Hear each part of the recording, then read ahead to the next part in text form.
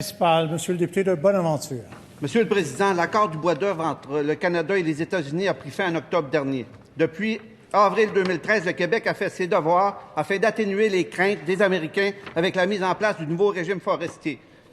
Jeudi, le premier ministre Justin Trudeau va rencontrer le président Barack Obama pour discuter des enjeux communs aux deux pays. Et il est essentiel que le dossier du bois d'œuvre soit abordé.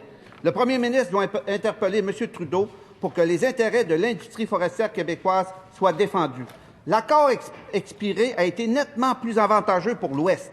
Cette fois-ci, ça doit être à l'avantage de nos travailleurs et de nos régions. Signe inquiétant, hier, la ministre fédérale responsable a été incapable de dire qu'elle défendra les intérêts de l'industrie forestière du Québec afin de ne pas froisser l'Ouest.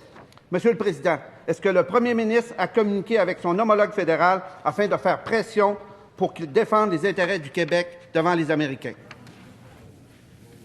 Madame la ministre de l'Économie. Merci, Monsieur le Président. Je tiens à remercier le collègue pour la question et lui dire à quel point nous sommes en accord avec les positions qui viennent d'émettre.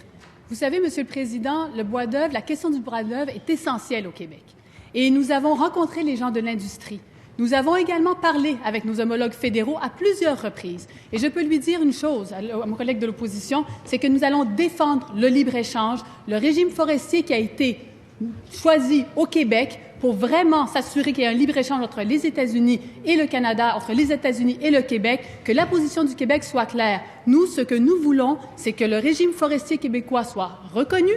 C'est ce que nous avons plaidé avec nos homologues fédéraux. C'est ce que nous avons écrit sur papier dans une lettre qui a été envoyée à mon homologue fédéral. Et c'est d'ailleurs la position du ministre Dion aujourd'hui dans les journaux, que c'est le libre-échange avec les États-Unis qui va être défendu sur la question du bois d'œuvre. Notre position ne peut pas être plus claire, Monsieur le Président.